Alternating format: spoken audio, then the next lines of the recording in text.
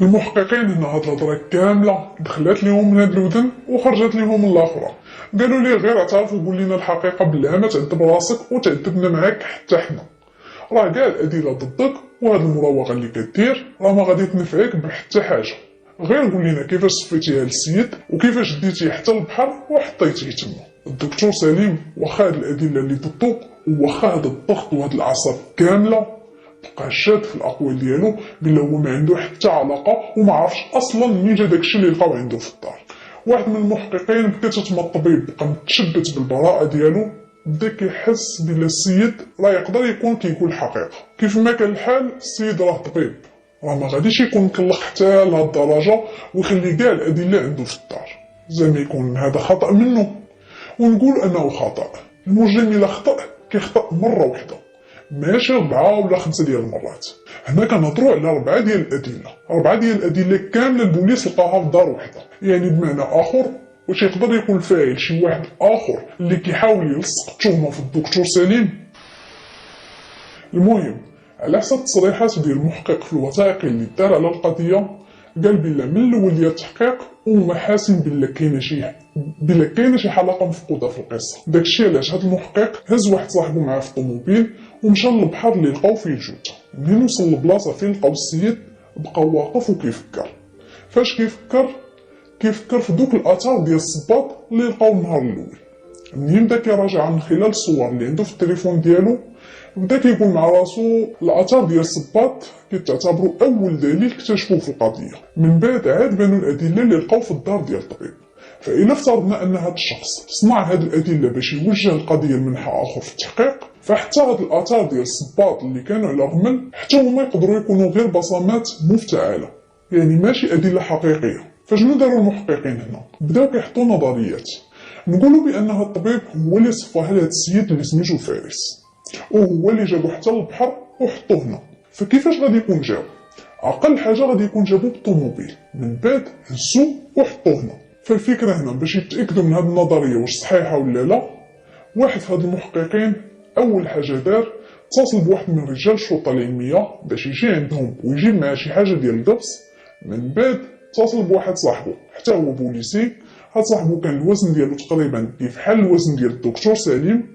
فمنين حضروا هاد الجوج، يعني الراجل ديال الشرطة العلمية والبوليسي صاحبهم، المحقق من الفكرة دار لعند صاحبو اللي جا معاه وقال ليه هانت بما ان الوزن ديالك والهيئه الجسمانيه ديالك تقريبا دايره كيف حال ديال فارس، قال لي ها انت البوليسي يعني الزميل ديالهم اللي اتصلوا به باش يجي عندهم، قال لي هو غادي يهزك وغادي تمشى بك واحد 2 ولا 3 ديال الخطوات فوق الرمله. من بعد رجل الشرطه العلميه غادي ياخذ الاثار ديال الاقدام بالقبص وغادي يصيفطوها للمختبر باش يتم المقارنه ديالها مع الاثار ديال الرجلين اللي لقاو النهار الاول مع الجثه.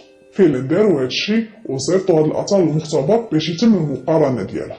من بعد شي سوايع قلال خرج تقرير من المختبر كيقول بلا كاين اختلاف كبير ما بين الجوج ديال الاثار ديال العفطات ديال الرجل. العفطه ديال الصباط اللي صيفطوها ليهم العمق ديالها كان 5.9 سنتيمتر، اما العمق ديال العفطه ديال الصباط اللي لقاو حدا الجثه النهار الاول فالعمق ديالها يلا 3.2 سنتيمتر، يعني فرق كبير. بمعنى اخر العفطه ديال الرجل اللي لقاو النهار الاول ديال شخص اللي ما كان هاز حتى واحد، او لا ديال شي شخص اخر اللي الوزن ديالو اقل بزاف من الوزن ديال الدكتور سليم. يعني في حاله اننا بغينا نديرو توازن المعادله. المهم وسط التفكير والتحليل المحققين قرروا باش يقلبوا كاميرات المراقبه اللي كاينين في الشارع اللي ساكن فيه الدكتور سليم ويشوفوا التسجيلات ديال ليله الحادثه. فهما منين بداو كيقلبوا هاد التسجيلات غادي يشوفوا بلا فعلا الطبيب نهار الخميس العشيه دخل لدارو وما خرج منها حتى الغد ليه في الصباح. لكن منين رجعوا بالتسجيل ديال الكاميرات اللور، يعني قبل بشي سوايع قبل ما الطبيب يجي لدارو، غادي يشوفوا بلا في الصباح من بعد ما الدكتور سليم خرج للخدمه ديالو بان في الكاميرا واحد الشخص جا حتى للدار ديال الدكتور سليم وبقى كيمشي وكيجي تما بحال كيقلب على شي حاجه ولا كيتاكد من شي حاجه. منين زوماو على وجهه باش يعرفوا شكون هو هذا السيد غادي يتصدموا بان هذا الشخص هو نفسه السيد اللي سميتو فارس، نفس الشخص اللي لقاو الجثه ديالو في البحر. ففارس داك الصباح بقى واحد 4 ساعات كيحوم على الدار ديال الدكتور. واحد شويه بان ليهم نقص الصور ديال الشرطه، من بعد واحد نص ساعه عاود بان ليهم نقص الصور مره اخرى وكان هاز في يديه شي بلاستيكه. مشى غبر واحد جوج سوايع، عاد رجع للدار ديال الطبيب عاوتاني، نقز من الصور البلاستيكيه في يديه، بقى في الدار واحد الساعه ديال المكانه، من بعد خرج عاوتاني وما في يديه حتى حاجه. فشنو دار هاد السيد في الدار الداخل ولا شنو طرا ما عرفوش، حيت ما كاينه حتى شي كاميرا اللي غادي تبين لهم شنو وقع للداخل. المحققين قالوا واخا نفترضوا بلا فارس هو اللي دخل للدار ديال الطبيب من الشرجم ولا من شي بلاصه وحط كاع دوك الادله تما. والمورفين منين جا؟ مشاو لعند الطبيبه اللي سميتها رانيا وبداو كيتهموها باللي اكيد نتيا اللي غادي تكون عطيتيه المورفين. السيده هنا بقات كتنكر عاوتاني بلي عمرها ما عطاتو شي حاجه كيف بحال هكا، لكن تفكرات واحد الحاجه. واحد المره لاحظات بلي السوارت ديالها ما كاينينش، قالت لهم عييت ما نقلب عليهم. من بعد يومين فارس هو اللي لقاهم ليها. قالوا لها المحققين الى نهار وقع هادشي، قالت لهم قبل ما تناقش معاه وتخرج من الدار بشي يومين. المحققين من بعد هاد المعلومه طلبوا مراجعه الكاميرات في الوقيته اللي الطبيبه كانوا موطرين ليها السوارت ديالها، وفعلا ملي نقلبوا الكاميرات لقاو فارس مشى حتى للغرفه ديال الطبيبه رانيا، حل باب الساروت ودخل الغرفه ديالها. من بعد خرج سد الباب ومشى في حاله. منين سولوا الطبيبه واش عندك المورفين في الغرفه ديالك، قالت لهم بطبيعه الحال عندها هو واحد المواد اخرى كتستعملهم في خدمتها، على حسب تسجيل الكاميرات وعلى حسب الادله اللي لقاو. فالمحققين غادي يحطوا السيناريو النهائي لهاد الجريمه كيف وقعت.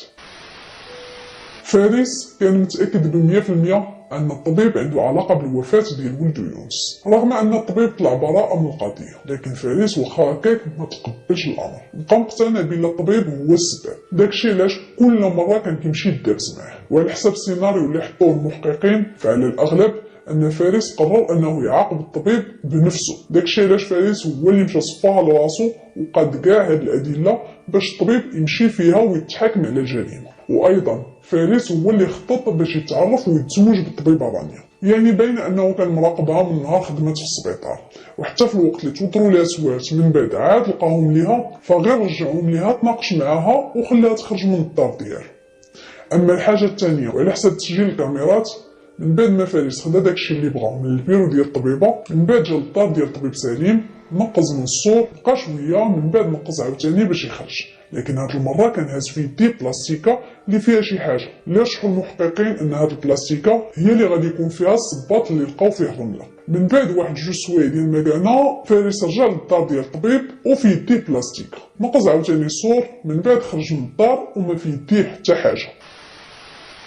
المحققين قالوا بانه غالبا في هذا الوقت هي فين حط التليفون ديالو فوق المريو ديال الطبيب، ضرب يديه بشي حاجه ديال الزاج، عمر داك الصباط وديك القميشه بالمقاطي ديال الدم ديالو، خباهم تما، عاد خرج في حاله. غادي تقولوا لي كيفاش دخل للدار ديال الطبيب؟ يعني للدار الداخل. غادي نقول لكم هذه هي الحاجه الوحيده اللي ما عرفوش المحققين، لحقاش ما كاين حتى شي كاميرا غادي توريهم شنو وقع داخل في الجرده ديال الدار، وحتى انهم منين قلبوا الدار ما لقاو حتى شي باب ولا شي شجر مهرس، كلشي عادي. كيفاش حتى قدر يدخل للدار الله اعلم. المهم على حسب السيناريو اللي تحط، السيد منين قاد المسائل ديالو مشى خدا الصباط اللي النمره ديالو كيف حال النمره ديال الصباط ديال الطبيب، دا الاثار ديال رجليه بالصباط على الرمل، رمى الصباط لجهه البحر، من بعد دار ديك الجرعه ديال المورفين ونهى حياته. بالنسبه اللي برا حتى هي ما لقاوهاش، يعني اكيد غادي يكون حتى هي اللي نسالى بها رماها في البحر. المهم هذا هو السيناريو اللي حطوه المحققين، لكن الحاجه اللي كانوا متاكدين منها ب100% ان السيد هو اللي صفاها لراسو وبغى يحط التهمه على الطبيب اللي سميتو سالم. المهم في النهايه القضيه ما تحكمات مع والو، حيت مول الفعله طلع هو الضحيه، يعني هو اللي صفاها لراسو براسو، اما الطبيب والطبيبه طلعوا براءه من القضيه. ايوا سيدي، القصه ديال هذا النهار وصلت للنهايه ديالها. نتمنى نكونوا تعلمنا من التحقيق ديال هذا النهار شي حاجه جديده. خلينا نتسنى التعليقات ديالكم على القضيه، نشوفكم في التحقيق الماجي ان شاء الله. بسلامه.